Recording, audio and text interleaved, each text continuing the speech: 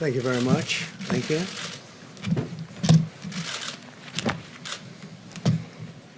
Good evening. I'd like to provide the American people with an update on our efforts to protect the integrity of our very important 2020 election. If you count the legal votes, I easily win.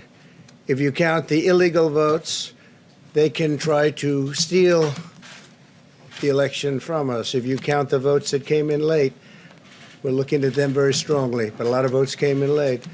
I've already decisively won many critical states, including massive victories in Florida, Iowa, Indiana, Ohio. To name just a few, we won these and many other victories despite historic election interference from big media, big money, and big tech.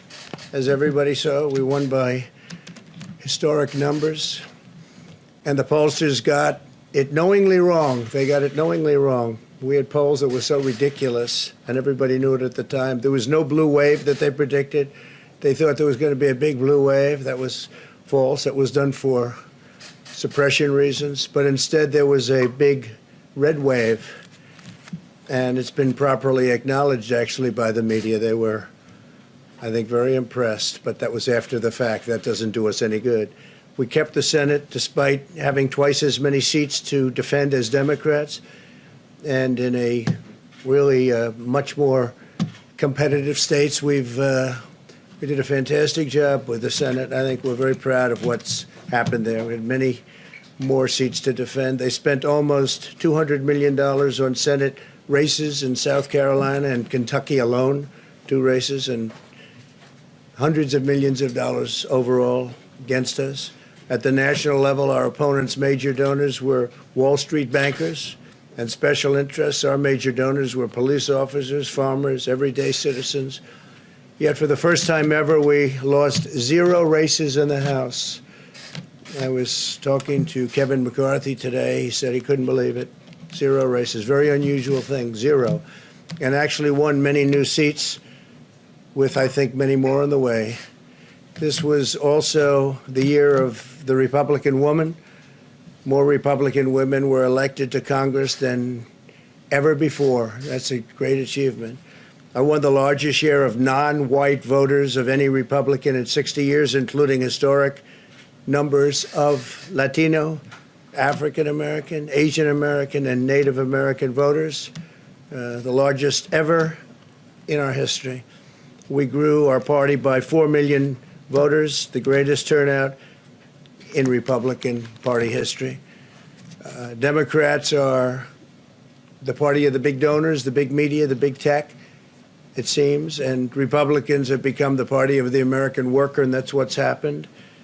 And we're also, I believe, the party of inclusion. As everyone now recognizes, media polling was election interference in the truest sense of that word by powerful special interests. These really phony polls, I have to call them phony polls, fake polls, were designed to keep our voters at home, create the illusion of momentum for Mr. Biden, and diminish Republicans' ability to raise funds. They were what's called suppression polls. Everyone knows that now. And it's never been used to the extent that it's been used on this last election.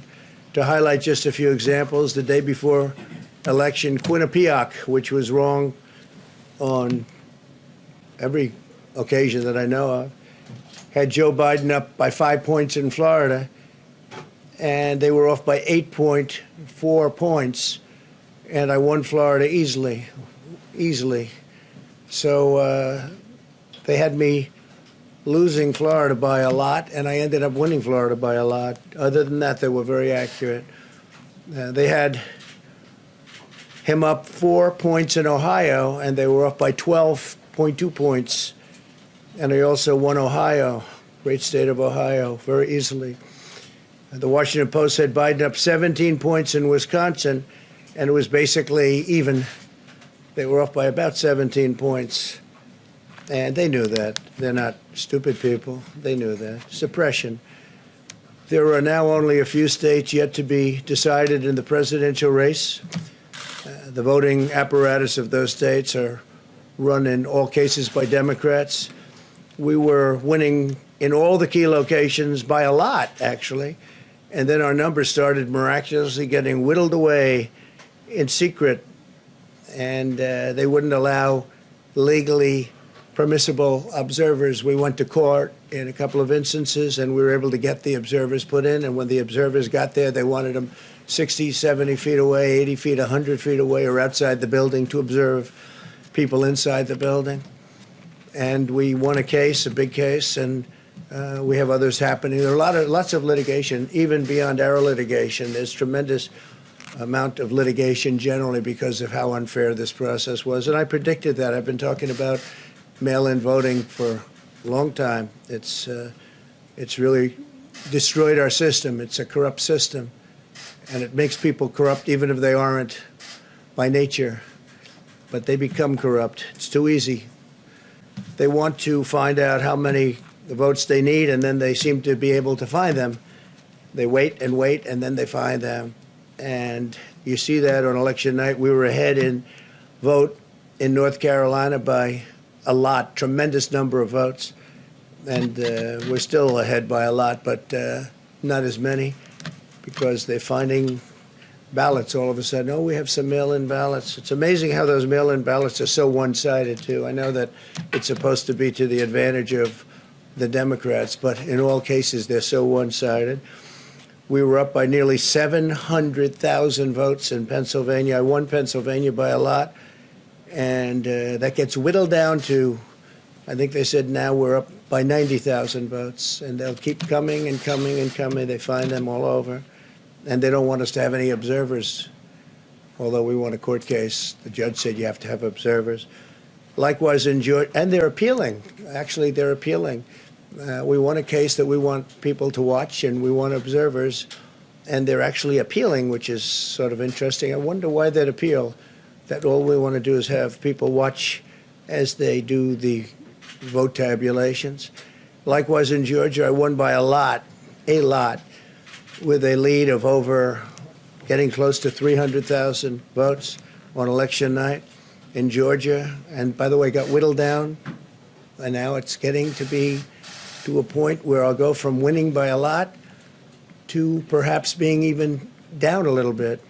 In Georgia, a pipe burst in a faraway location, totally unrelated to the location of what was happening, and they stopped counting for 4 hours, and a lot of things happened. The election apparatus in Georgia is run by Democrats. We also had margins of 300,000 in Michigan. We're way up in Michigan, won the state.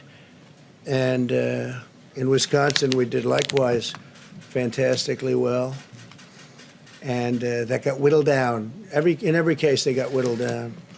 Today, we're on track to win Arizona. We only need to carry, I guess, 55% of the remaining vote, 55% margins. And that's a margin that we've significantly exceeded. So we'll see what happens with that. But we're on track to do okay in Arizona. Our goal is to defend the integrity of the election. We'll not allow the corruption to steal such an important election, or any election for that matter. And we can't allow anybody to silence our voters and manufacture results.